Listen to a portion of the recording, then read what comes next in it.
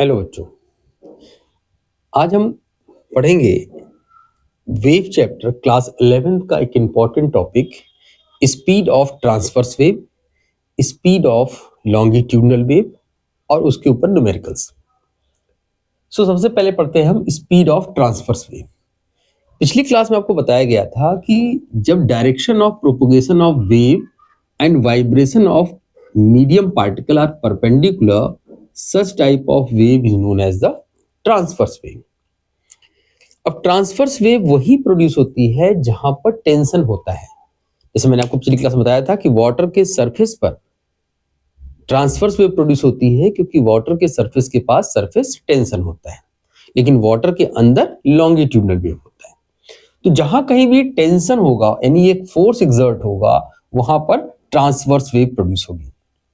अब transverse wave की speed निकालने के लिए हम क्या करते हैं कि एक वायर ले लेते हैं और उस वायर को एक जगह पे फिक्स कर दिया आपने और उसको दूसरे एंड को पुली से आपने पास कर दिया और यहां पर एक लोड लटका दिया, मास है उसका मान लो mg।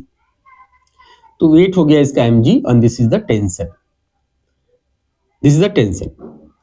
अब मान लो बच्चों कि ये जो वायर आपने लिया है इसके एक यूनिट लेंथ का मास m है, यानी कि मास पर यूनिट लेंथ, मास पर यूनिट लेंथ को हम लिखेंगे म्यू।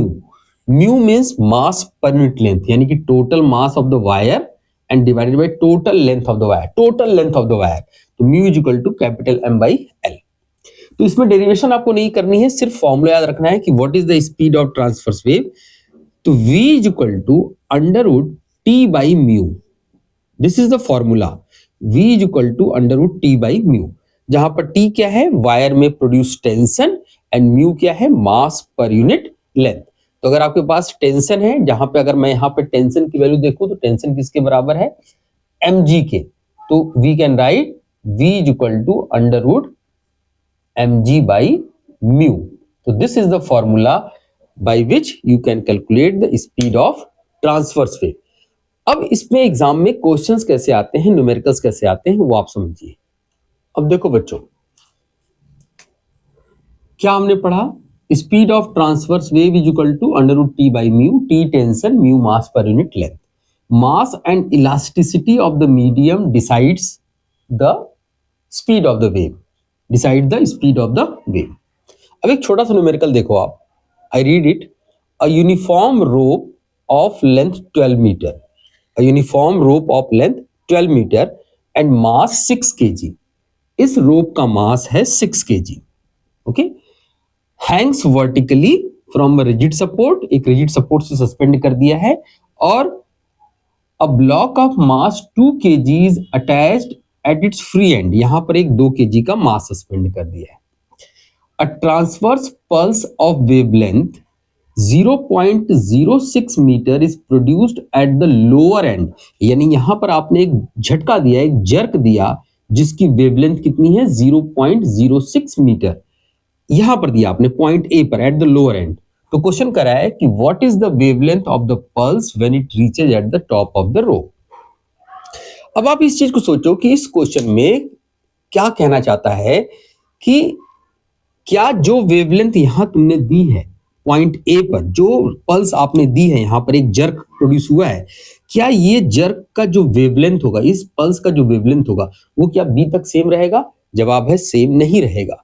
इसलिए सेम नहीं रहेगा क्योंकि जब पल्स ए से बी की तरफ मूव करेगी तो उसका टेंशन बदलता जाएगा, क्योंकि हर पॉइंट का टेंशन अलग है। क्योंकि ये स्ट्रिंग मासलेस नहीं है, इस स्ट्रिंग के पास मास है, कितना मास है, 6 kg का। तो अगर मैं आपसे पूछूं कि इस पॉइंट ए पर कितना टेंशन है, at the point A what is the tension, तो बताइए टेंशन कितना है इस पॉइंट ए पर? इस पॉइंट पर टेंशन है सिर्फ 2g। g means acceleration due to gravity, mg। लेकिन जब आप बी पॉइंट पे पहुंचते हो तो टेंशन हो जाता है वायर का मास, यानी कि 6 kg प्लस 2 kg यानी कि 8g। यानी ए से बी तक लेके टेंशन जो चेंज हो रहा है वो 2g से 8g तक चेंज हो रहा है। अब स्पीड का फॉर्मूला तो ये होता है v is equal to under root T by mu, लेकिन मुझे क्या निकालनी है, वेवलेंथ। तो v इज इक्वल टू होता है frequency into lambda, speed is equal to frequency into lambda. तो इसका मतलब ये कह सकता हूं मैं कि VA is equal to F lambda A and VB is equal to F lambda B, क्योंकि फ्रीक्वेंसी सेम रहेगी, फ्रीक्वेंसी नहीं चेंज होगी, नंबर ऑफ ऑसिलेशन सेम रहेगा, सिर्फ वेवलेंथ बदलेगी। अब आप इसको डिवाइड कर दीजिए तो ये आ गया VA by VB is equal to lambda A by lambda B. अब ध्यान समझना, फॉर्मूला होता है under root T by mu, under root T by mu. अब मैं क्या करूंगा कि इस वेलोसिटी को टेंशन के टर्म में कन्वर्ट कर रहा हूं, टेंशन के टर्म में। टेंशन के टर्म में कैसे कन्वर्ट करेंगे, देखिए v की जगह पे आप क्या लिख सकते हो, under root T A by mu, और vb की जगह क्या लिख सकते हो, under root T B by mu is equal to lambda A upon lambda B. Okay, mu से म्यू कैंसिल हो गया, तो lambda A upon lambda B is equal to under root T A by T B. अब आप lambda ए की value दे रखी है question में 0.06 upon T B, T A की वैल्यू आपने निकाल रखी है 2g और इसकी वैल्यू निकाल रखी है 8g, तो ये हो गया 2g अपॉन 8g, जी से g कैंसिल हो गया, ये 4 हो गया और 4 का स्क्वायर रूट होता है 2 से मल्टीप्लाई कर दीजिए तो टीबी इज इक्वल टू हो गया 0.12 मीटर। यानी जब ये पल्स ए पॉइंट से बी पॉइंट में पहुंचेगी तो इसकी वेवलेंथ 0.06 से बदलकर 0.12 मीटर हो जाएगी। ओके, अब हम और क्वेश्चन, अब देखो बेटे ये नेक्स्ट न्यूमेरिकल है, क्वेश्चन है न्यूमेरिकल है, a transverse wave propagating in a string, एक स्ट्रिंग है उसमें ट्रांसवर्स वेव प्रोपोगेट कर रही है by the equation y is equal to 0.021 sin x plus 30t meter.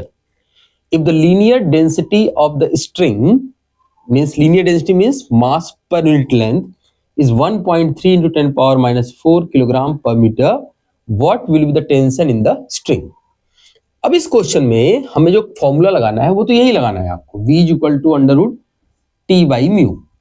लेकिन इस क्वेश्चन में ना तो आपके पास वेलोसिटी दे रखा है, ओके, टेंशन आपको निकालना है, म्यू की वैल्यू दे रखी है, वेलोसिटी नहीं दे रखा, डायरेक्टली नहीं दे रखा है क्वेश्चन में। लेकिन अगर हम प्रीवियस नॉलेज से, जब लास्ट लेक्चर हमने करा था तो आपको मैंने एक बात बताई थी कि y is equal to R sine omega T minus K X या प्लस के एक्स, कुछ भी हो सकता है, माइनस भी हो सकता है, प्लस भी हो सकता है। This is the equation of progressive wave. इस प्रोग्रेसिव वेव की आप स्पीड अगर निकालना चाहते हैं तो आपको फॉर्मूला बताया गया था, coefficient of T divided by coefficient of x, और कोफिशिएंट ऑफ टी कितना है यहां पर है 30, तो ये 30, कोफिशिएंट ऑफ एक्स कितना है 1, तो यानी कि 30 मीटर पर सेकेंड स्पीड आपने निकाल दी।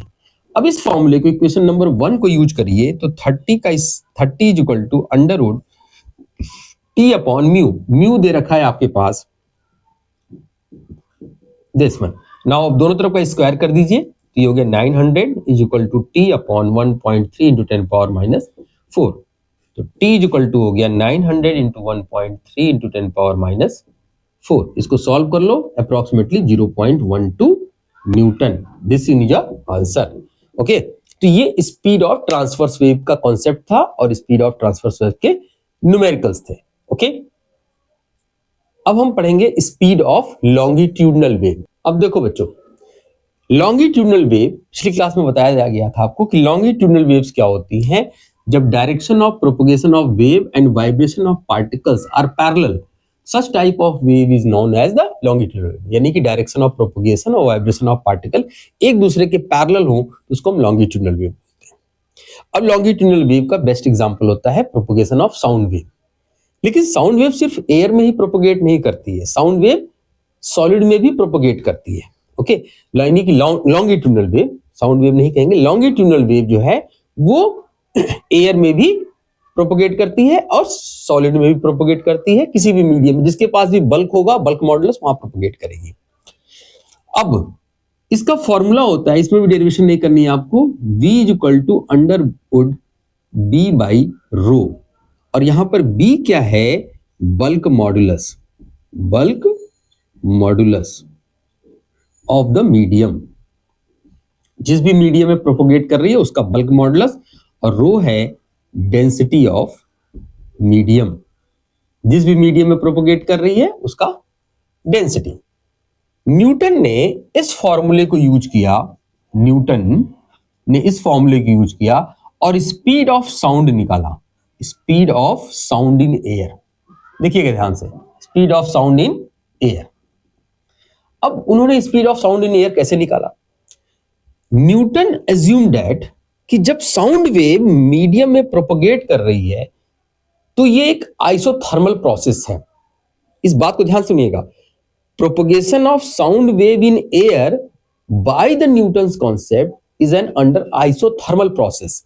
न्यूटन कहता है कि ये वेव प्रोपगेट कर रही है आइसोथर्मल प्रोसेस में, आइसोथर्मल प्रोसेस। तो अगर ये आइसोथर्मल प्रोसेस में प्रोपगेट कर रही है तो हमने थर्मोडायनामिक्स वाले चैप्टर में पढ़ रखा है कि आइसोथर्मल प्रोसेस में बल्क मॉडुलस प्रेशर के बराबर होता है, प्रेशर के बराबर होता है। तो bulk modulus equal to pressure, so if I am using this formula V equal to under root P by rho, जहां पर P हो गया प्रेशर और रो हो गई आपकी डेंसिटी। अब मैं एक काम करता हूं कि न्यूटन के फॉर्मूले को वेरीफाई करने की कोशिश करता हूं और प्रेशर और डेंसिटी की वैल्यू को पुट करता हूं। तो 1.01 10 पावर 5 अपॉन 1.29, ये वैल्यूज कौन सी हैं? एक वैल्यू है आपकी प्रेशर, एटमॉस्फेरिक प्रेशर कितना है, और एयर की डेंसिटी कितनी है। जब हम इसको वैल्यू को पुट करके इसको सॉल्व करते हैं तो आंसर आता है 280 metre per second, 280 metre per second. अब यहां पर एक कंफ्यूजन हो रहा है कि ये जो है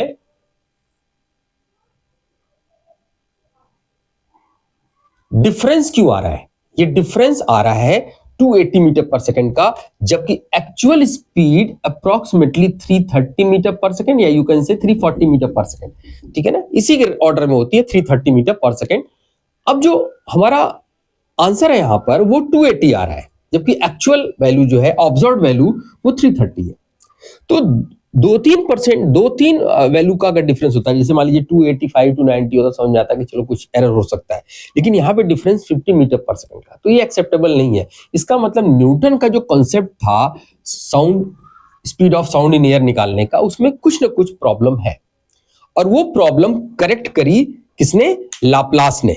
लाप्लास एक दूसरा साइंटिस्ट था जिसने न्यूटन के कॉन्सेप्ट में करेक्शन किया, जो एक बहुत इंपॉर्टेंट कॉन्सेप्ट है लाप्लास करेक्शन। और वो कहता है कि न्यूटन का जो मेन फॉल्ट था वो आइसोथर्मल प्रोसेस कंसीडर करना। एक्चुअली जब साउंड वेव मीडियम में प्रोपगेट करती है तो कंप्रेशन और रेयरफैक्शन होता है, कंप्रेशन और रेयरफैक्शन। कंप्रेशन, तो न्यूटन क्या कहता था कि कंप्रेशन में तो टेम्परेचर बढ़ता है, रेयरफैक्शन में टेम्परेचर घटता है, ओवरऑल टेम्परेचर कांस्टेंट रहता है। लाप्लास कहता है कि कंप्रेशन और रेयरफैक्शन इतना फास्ट होता है कि there is no time of exchange of heat, exchange of heat हो नहीं पाता। इसका मतलब instead of isothermal process this is an adiabatic process. तो लाप्लास ने बोला कि ये एक एडियाबैटिक प्रोसेस है, तो जब ये एडियाबैटिक प्रोसेस है तो हमें उसी हिसाब से इसको डील करना पड़ेगा। तो अब हम उसी को फोकस करते हैं, लाप्लास करेक्शन। अब देखो बच्चों, अब लाप्लास करेक्शन क्या है? मैंने क्या बताया आपको, लाप्लास ने क्या बोला, ये प्रोसेस जो है वो एडियाबैटिक प्रोसेस है। कौन सा प्रोसेस है? Adiabatic process. और एडियाबैटिक प्रोसेस में बल्क मॉडुलस जो होता है वो गामा टाइम ऑफ पी होता है। आइसोथर्मल में गामा नहीं होता, सिर्फ B equal to P. Adiabatic में गामा टाइम्स ऑफ पी होता है। तो हमारा जो स्पीड आ गया, अब नया फॉर्मूला जो आ गया वो आ गया gamma P by D, gamma P by rho, rho is density. अब हम दोबारा से वैल्यूज, सबकी वैल्यूज पुट करते हैं।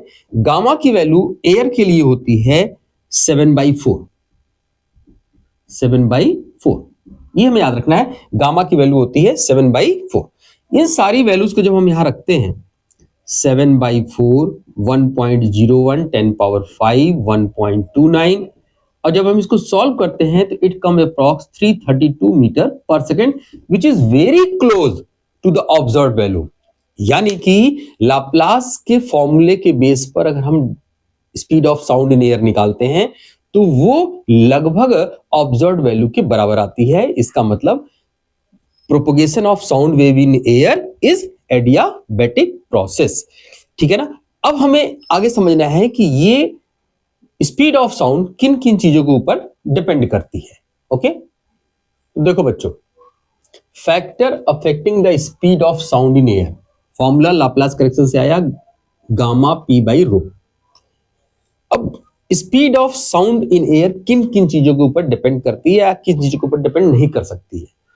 तो एक तो जो मुझे यहाँ फॉर्मूले में दिख रहा है प्रेशर, तो क्या प्रेशर के ऊपर डिपेंड करती है, क्या डेंसिटी के ऊपर डिपेंड करती है, क्या टेम्परेचर भी अफेक्ट करता है, क्या एटमॉस्फेयर की ह्यूमिडिटी भी अफेक्ट करती है, क्या फ्रीक्वेंसी भी अफेक्ट करती है, क्या विंड की स्पीड भी, विंड की स्पीड जो होती है, हवा चल रही है तब क्या उससे भी फर्क पड़ता है। इन सारी बातों को हम समझेंगे। देखो पहली बात तो समझो कि प्रेशर, हमें पहली दफा देखने में ये लग रहा है कि अगर तुम प्रेशर बढ़ाओगे तो स्पीड बढ़ जाएगा, ऐसा लग रहा है।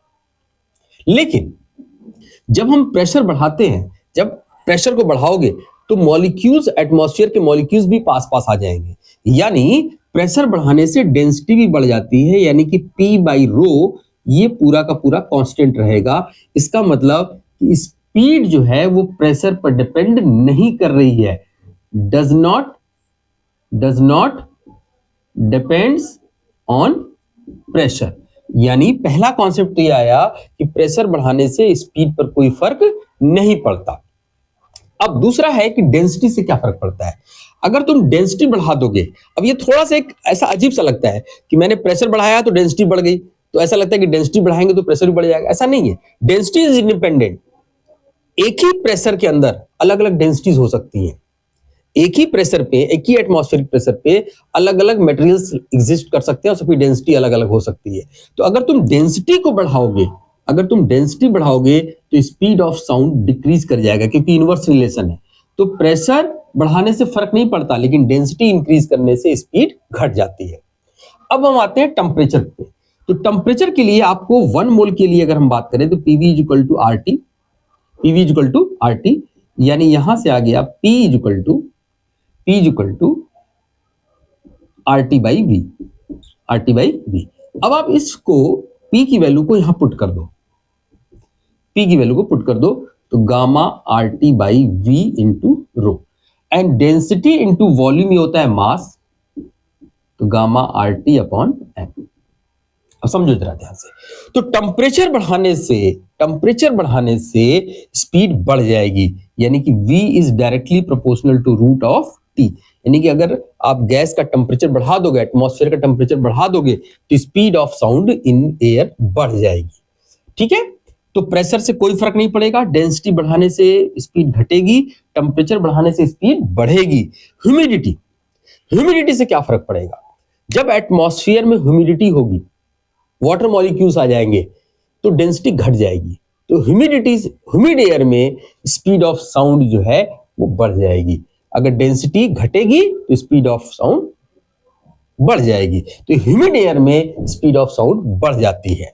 फ्रीक्वेंसी याद रखिएगा, फ्रीक्वेंसी बढ़ाने से स्पीड चेंज नहीं होगी, क्योंकि frequency is equal to V by lambda.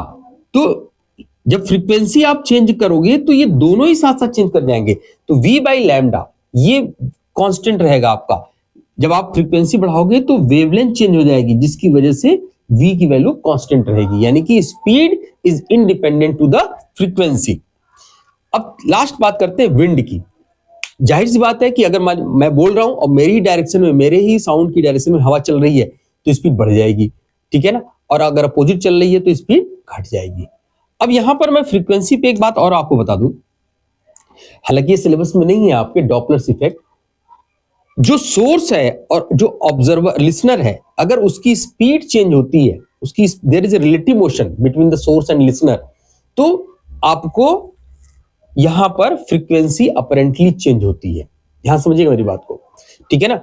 तो फ्रीक्वेंसी चेंज करने से, अगर मैं यहां पर बात करूं तो फ्रीक्वेंसी चेंज करने से स्पीड ऑफ साउंड पर कोई फर्क नहीं पड़ेगा। ओके, विंड के चलने से फेवर में चल रही है तो ऐड हो जाएगा, अपोजिट चल रही है तो सब्ट्रैक्ट हो जाएगा। अब किस तरह का न्यूमेरिकल एग्जाम में पूछा सकता है वो आप देख लो एक बार। अब देखो बेटे, ये न्यूमेरिकल है, at what temperature will the speed of sound be double its value at 273 kelvin. यानी किस टेम्परेचर पर स्पीड ऑफ साउंड 273 केल्विन की टेम्परेचर से डबल हो जाएगी। हमने अभी फॉर्मूला ड्राइव किया था, V is directly proportional to root over T। तो मैं इसको ऐसे लिख सकता हूं, V1 by V2 is equal to under root T1 by T2। Question कह रहा है कि स्पीड डबल हो गई, यानी कि अगर v1 तुम्हारा v था तो v2 तुम्हारा 2v हो गया। t1 की वैल्यू दे रखी है 273, आपको t2 निकालना है। अब ये सारा डेटा आप रख लो यहाँ पे, दोनों तरफ का स्क्वायर पहले कर दो, v1 square by v2 square, t1 by t2। Value put करो, v1 की वैल्यू है v, v2 की वैल्यू है 2v होल स्क्वायर, t1 है तुम्हारा 273 और t2 तुम्हें निकालना है। तो t2 इज इक्वल टू हो गया, v से v कैंसिल हो गया, ये हो गया 4 टाइम ऑफ 273 केल्विन। ये सॉल्व कर लीजिए, this one is your answer kelvin. इतने टेम्परेचर पर स्पीड ऑफ साउंड जो है वो डबल हो जाएगी, ठीक है ना। अब एक लास्ट में और नोट बता देता हूं ताकि ये आपका स्पीड ऑफ ट्रांसवर्स वेव और लॉन्गिट्यूडनल वेव समझ में आ जाए आपको। अब देखो बच्चों, speed of longitudinal wave in solid rod. अगर तुम्हारे पास एक रॉड है, मान लो इस तरह के एक आयरन रॉड या स्टील रॉड है, यहां पर आपने एक हैमर से इसको हिट किया, हैमर से आपने हिट किया, एक हैमर से आपने इसको हिट किया, तो ये साउंड वेव प्रोपगेट करेगी आगे की तरफ। यानी कि जो लॉन्गिट्यूडनल वेव है वो लॉन्गिट्यूडनल वेव, साउंड वेव नहीं, लॉन्गिट्यूडनल वेव आगे की तरफ प्रोपगेट करेगी, यानी कंप्रेशन और रेयरफेक्शन शुरू हो जाएगा साउंड लॉन्गिट्यूडनल वेव इस रॉड के अंदर। तो उसका फॉर्मूला होता है no derivation y by rho. y क्या है? Young's modulus of the rod material. यही वजह है क्योंकि यंग मॉडुलस स्टील का बहुत ज्यादा होता है। जब हम सारे डेटा को फिक्स करते हैं यहां पर, तो स्पीड आती है 640 metre 6420 metre per second aluminium के अंदर। अगर ये रॉड एल्युमिनियम की है तो 6420 मीटर पर सेकेंड स्पीड आ जाती है एल्युमिनियम रॉड के अंदर, स्पीड ऑफ लॉन्गिट्यूडनल वेव। लेकिन उसी लॉन्गिट्यूडनल वेव एयर में जब प्रोपोगेट करता है तो वो लगभग 330 मीटर पर सेकेंड आती है, क्योंकि यहां पर आप जो फॉर्मूला लगा रहे हो वो लगा रहे हो गामा पी बाई रो, ठीक है ना, गामा पी बाई रो। यहां पर एटमॉस्फेरिक प्रेशर और डेंसिटी ले रहे हो और यहां पर आप यंग्स मॉडुलस ले रहे हो। तो सॉलिड के केस में सबसे ज्यादा स्पीड ऑफ लॉन्गिट्यूडनल वेव होती है सॉलिड के अंदर, एंड देन लिक्विड के अंदर, एंड देन एयर के अंदर। ओके, तो इस तरीके से आपका ये टॉपिक कंप्लीट हो गया। नेक्स्ट टॉपिक में आप पढ़ोगे principle of superposition and standing wave formation. Thank you.